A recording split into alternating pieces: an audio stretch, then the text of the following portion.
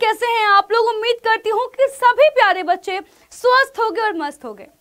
तो आप में से बहुत सारे लोग ऐसे हैं जिनके एग्जाम्स बस आ ही गए हैं और कुछ के पास तो ये आखिरी 15 दिन भी नहीं है। पर मैं ये सेशन ओवरऑल हर एक बोर्ड के बच्चों के लिए लेके आई हूँ और आपके एग्जाम जो है वो बेटा जी अगले 15 दिनों में हो ही जाएंगे। अब इन आखिरी 15 दिनों में आपको क्या करना है, कैसे करना है, इस बारे में बेटा जी आज की इस वीडियो में होगी चर्चा। बच्चों, मैं ये नहीं चाहती हूं कि कभी भी जो है आपको ऐसा दिन देखना पड़े कि क्लास 11th के में आप फेल हो गए। और क्लास 11th में बेटा जी बहुत सारे स्कूल्स में आज भी ऐसा होता है कि बच्चों को रोक लेते हैं। वो अगर आप क्लास 11th आके अच्छे मार्क्स नहीं आए तो क्लास 12th में नहीं जाने देते हैं। तो बच्चों ये तो एक वर्स्ट सिनेरियो हो गया। और अगर बेटा जी कोई एक क्लास में हमारे मार्क्स खराब होते हैं ना, तो वो जो घाव है वो जिंदगी भर के लिए रह जाता है। क्योंकि उस टाइम पर जो हमें लोग ताने देते हैं, जो हम डिप्रेशन झेल रहे होते हैं, जो हमें जो है लोग इतना जो क्रिटिसाइज कर रहे होते हैं बेटा, वो बहुत ज्यादा डिमोटिवेशन दे जाता है।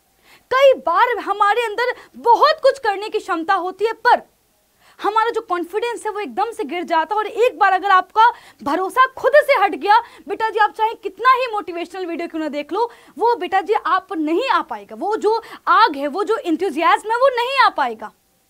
तो बच्चे, मैं नहीं चाहती हूं कि मेरा कोई भी स्टूडेंट या फिर जो बच्चा इस वीडियो को देख रहा है उसके साथ ये दिन आए कि यार वो क्लास 11th में रह जाए। और क्लास 11th बर्बाद हुई नहीं है। आपको इस टाइम पर अपनी एनर्जी इस चीज पे फोकस नहीं करनी कि अरे तो पूरा साल निकल गया, जब मैं कुछ नहीं कर पाया अब तो क्या ही कर लूंगा। इस टाइम में आपको इस पर एनर्जी वेस्ट नहीं करनी है, आपको इस चीज पर एनर्जी वेस्ट करनी है कि यार मैं क्या कर सकता हूं। क्योंकि अगर आपने अभी कुछ नहीं किया तो हाँ, फिर शायद है कि क्लास 11 जरूर बर्बाद हो जाएगी।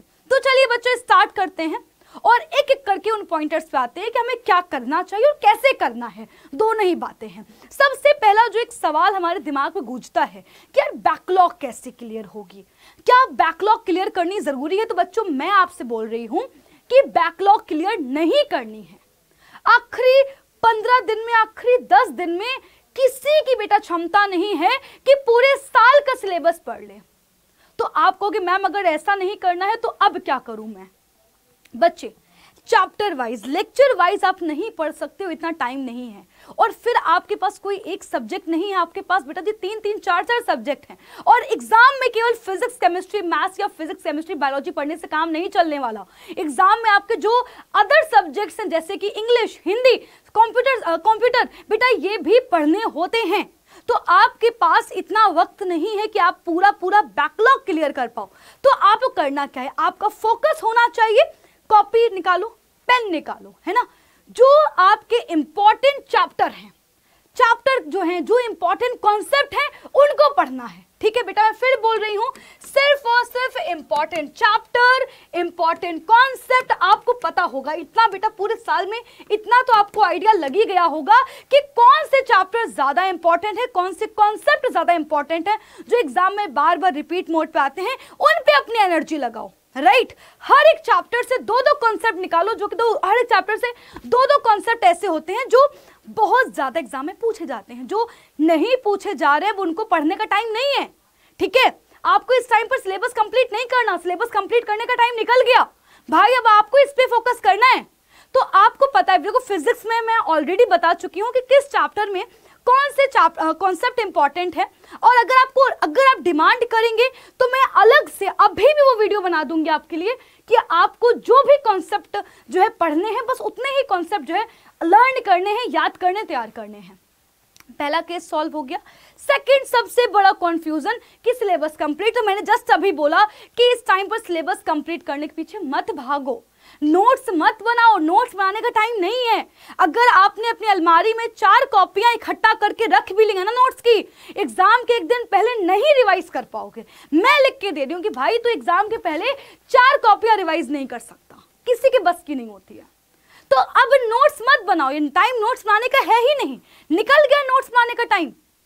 हाँ, आप जो है जो कॉन्सेप्ट्स इंपॉर्टेंट हैं, हर एक चैप्टर के कॉन्साइज नोट्स बना सकते हैं। इस चैप्टर में ये चीजें हैं, ये चीजें जो है पढ़नी है, ये फॉर्मूलेज याद रखने हैं, ये आप काम कर सकते हो।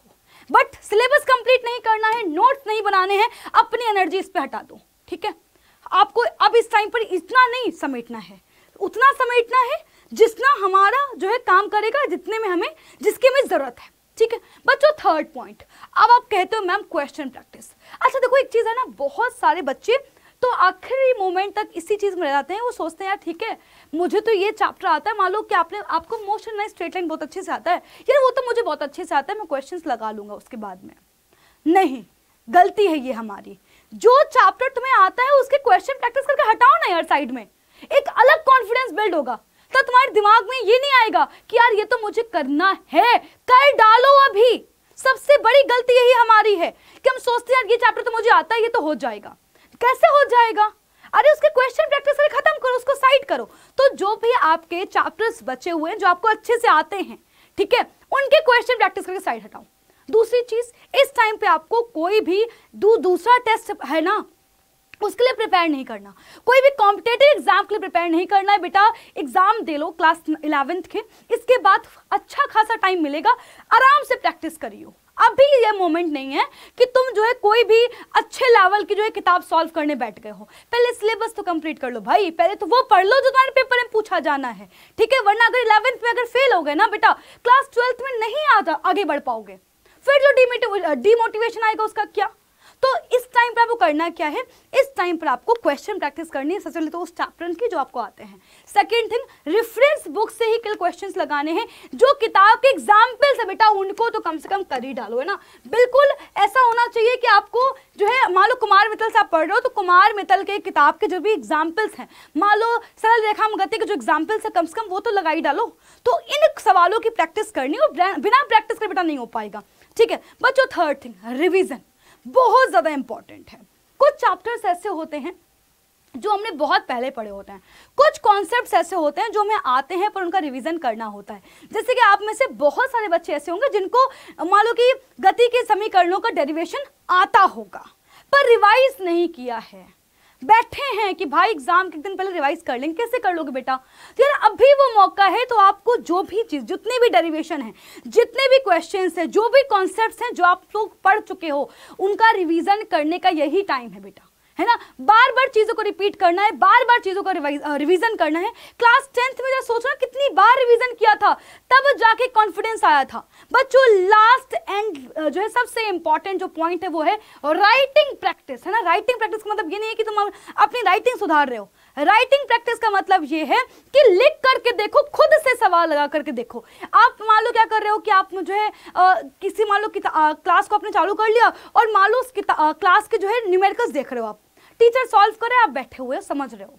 बच्चे मैं बोल रही हूं कि उस क्लास का न्यूमेरिकल आ जाएगा पेपर में, तुम नहीं कर पाओगे क्योंकि तुमने कल उनको सॉल्व करते हुए देखा है, खुद से पेन उठा के नहीं देखा। और आप में से बहुत सारे बच्चों की एक फरमाइश होती है कि मैम कंप्लीट फिजिक्स के फॉर्मूलेज लर्न करवा दो, लेकर के आ जाओ। बेटा मैं तुमसे बोल रही हूँ कि मैं तुम्हें रटवा भी दूं ना सारे फॉर्मूले, तब भी तुम नहीं लगा पाओगे क्योंकि तुम्हें पता ही नहीं है कि किस क्वेश्चन में किस फॉर्मूले का यूज करना है। और ये कब होगा? जब तुम क्वेश्चन प्रैक्टिस करोगे। डेरिवेशन के स्टेप्स आपको तब तक याद नहीं होंगे जब तक तुम एटलीस्ट 2 बार प्रैक्टिस नहीं कर लेते। मैंने तुम्हें बहुत बार बताया यार, ये वर्क एनर्जी थ्योरम तुमसे पूछी जाएगी, तुमसे जो है गति के समीकरणों का डेरिवेशन आएगा ही आएगा, है ना। उड्डयन काल का जो है डेरिवेशन आएगा ही आएगा, प्रक्षेप का पथ परवलयाकार होता है आएगा ही आएगा, बर्नौली थ्योरम आएगी ही आएगी, स्टोक्स लॉ प्रूफ करने को आएगा ही आएगा। क्यों नहीं कर रहे हो? क्यों नहीं कर रहे हो? तुमने क्यों सबको जो है पेपर के एक दिन पहले का ठिकरा छोड़ के रखा हुआ है? आपको इंपॉर्टेंट क्वेश्चंस चाहिए, मैं ऑलरेडी बता चुकी हूँ, अपनी हर क्लास में बताती हूँ कि भाई ये क्वेश्चन तैयार कर लो, पर तुम लोग तैयार नहीं करते। कल मटेरियल इकट्ठा करने से बेटा कुछ नहीं होगा। आपको मैं फिर बोल रही हूँ 10 किताबें इकट्ठा करने से नहीं होगा, एक किताब को 10 बार पढ़ने से होगा, राइट। और बच्चों याद रखना कि इस टाइम पर आपको जो है, मैं फिर बोल रही हूँ बेटा, मैं हिदायत दे रही हूँ कि YouTube पर अलग अलग टीचर्स के लेक्चर्स को देखने से कुछ नहीं होने वाला। घंटा कुछ नहीं होगा, कितने घंटे बैठे रहो मोटिवेशन वीडियो बेटा देखते रहो, कुछ नहीं होने वाला। कब होगा? जब तुम प्रैक्टिस करने बैठोगे, रिवीजन करने बैठोगे। बच्चों लास्ट में एक ही बात बोलूंगी कि इस टाइम पर 1 शॉट पे जाओ, 1 शॉट रिवीजन बहुत काम आएंगे तुम्हारे। जिस चैप्टर के जो कॉन्सेप्ट्स इंपॉर्टेंट है बस उतना पढ़ लो यार, क्योंकि तुम्हारे पास टाइम नहीं है। बाकी बच्चों मैं लेकर के आ रही हूं आपके लिए बेटा मंडे को जो है महा मैराथन, राइट। तो बच्चों क्लास 11th के लिए 6 PM पे आ रही है कंप्लीट फिजिक्स मैराथन। महामैराथन। एंड बच्चों ये मान लीजिए कि जिस भी बच्चे के एग्जाम स्टार्ट होने वाले हैं 15 से, है ना, उसके लिए तो बेटा जो है ये क्लास बहुत ही ज्यादा इंपॉर्टेंट होने वाली है, क्योंकि फिजिक्स की मैराथन मैं कराऊंगी 6 बजे अब मंडे को, राइट। तो मंडे को 6 बजे होगी कंप्लीट फिजिक्स मैराथन। एक बार वापस से मैं तुम्हें क्वेश्चंस के भरमार जो है देने वाली हूँ, न्यूमेरिकल्स करवाने वाली हूँ, चाहे वो शॉर्ट हो चाहे लॉन्ग हो, जो एग्जाम में आएंगे ही आएंगे। बाकी अगर आपको लग रहा है कि कुछ भी अगर एक्स्ट्रा करवाना है, प्रैक्टिस आपको करनी है, तो आप कमेंट कर सकते हैं। बाकी बच्चों आप जो है जो भी प्रॉब्लम इस टाइम पे फेस कर रहे हो, जो भी डाउट्स दिमाग में आ रहे हैं, कमेंट करो। मैं कोशिश करूँ कि आपके उस वीडियो को सॉल्व कर पाऊँ, उस प्रैक्टिस को आपको जो है उस लेवल पे बेटा जो है आपकी प्रॉब्लम को सॉल्व कर पाऊँ। तो मिलूंगी आपसे क्लास में 6 PM पे महामैराथन में। तब तक ले बाय बाय, टेक केयर, ख्याल रखिए अपना, bye bye and take care.